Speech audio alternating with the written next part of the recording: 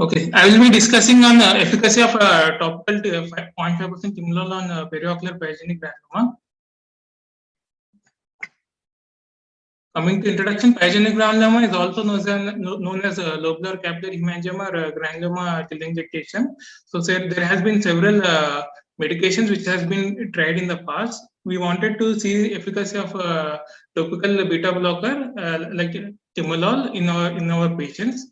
So we conducted a study in RP center in which we have included patients who are presenting with pyogenic granuloma in oculoplastic clinic from 2018 to 2020. And we also included patients who were refractory to topical steroids also. We excluded patients who were pregnant or having history of bronchial asthma or with any history of ocular hypertension or glaucoma. So in the data, we have collected the basic demographic details, clinical history, duration of lesion, etiology, any prior history of topical steroids. In ocular examination, we examined the size of pyogenic granuloma, both before and after completion of treatment, morphology, location of the lesion, and intraocular pressures. We measured with Goldman's or Perkins supplementation tonometry, and we also examined the fundus.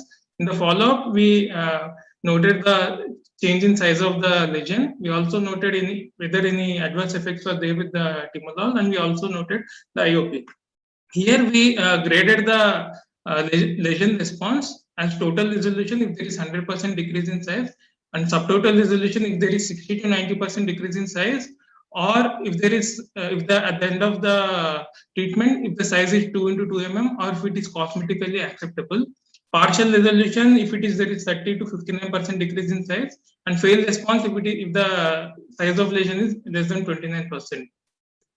So these are the results. We had 25 patients, and one patient had 2 lesions in the single eye. So there were 26 lesions. The mean age was 14.36 years. Majority were male, and the majority of the patients left eye was affected. And palpebral conjunctiva was most commonly affected. And one patient had upper limb margin affected, and 2 patients had in the external skin also. This is the basic distribution based on etiology. Majority of them were in trauma and chalazion. One patient had pyogenic granuloma due to prosthesis, and 5 patients were post-surgical. And as I said, majority of them were located in the palpebral conjunctiva. This is the pie diagram showing the response. We had 61.5% patients who had total resolution, that is 16 patients, and 5 patients had subtotal resolution. And when we compared between the morphology of sessile and pedunculated, it was not statistically significant. There was 60% resolution overall. And when we compared with the age, pediatric population slightly showed higher resolution, 68.75, but it was statistically insignificant. And when we compared de novo cases with the steroid refractory cases, de novo cases had 70% resolution compared to the steroid refractory, which was 56.25, but it was statistically insignificant because there were lesser number of cases in the. And etiological wise, surgical had higher resolution rate, that is 100%, followed by trauma and chalazion. These are some of the clinical pictures. So coming to discussion, this was a largest study at the time of submission, including which included pediatric age, pedunculated morphology, post-traumatic etiology, and steroid refractory. Earliest response was seen by day 5, and 93.75 patients had complete resolution by end of 4 weeks. And in patients where treatment was continued beyond 4 weeks up to 8 weeks, there was a reduction in size of lesion from 30 to 90% in 7 patients out of 11. In total, there was 61% complete resolution.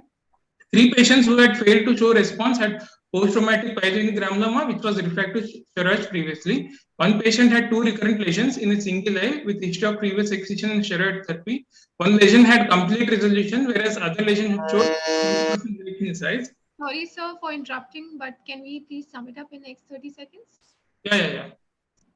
So to conclude, topical timolol can be used as a first-line agent or as an adjunct in the steroid refractory pyogenic granuloma. In pediatric age groups where there is risk of general anesthesia, surgical excision, and ocular hypertension with topical steroids, topical timolol has shown to be equally efficacious or slightly more. For larger lesions, timolol can be used as a non-invasive first line of drug or neoadjuvant therapy before surgical excision. Thank you. I thank AS for giving me opportunity for a presentation. Thank you, Dr. Sujit. That's a nice presentation. Do you have a infectious cause of in your cohort, infectious cause of pyogenic granuloma? No, sir, we didn't have any infectious etiology of pyogenic granuloma. That's interesting. What is the mechanism?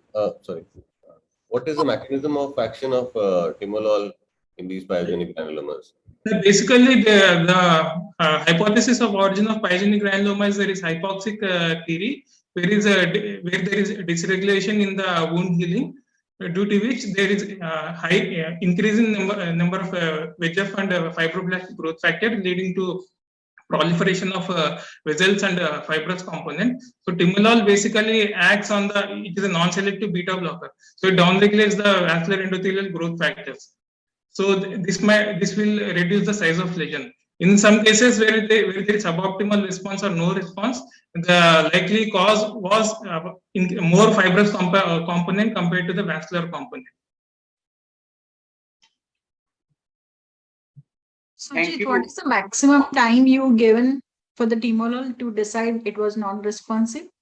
Earliest response we saw was 5 days. A child presented with the lesion has pinched off and it has fallen down. Maximum response was seen by 4 weeks. We still continued to see if it has further reduced any size or not. So we continued giving it till 8 weeks. So maximum we gave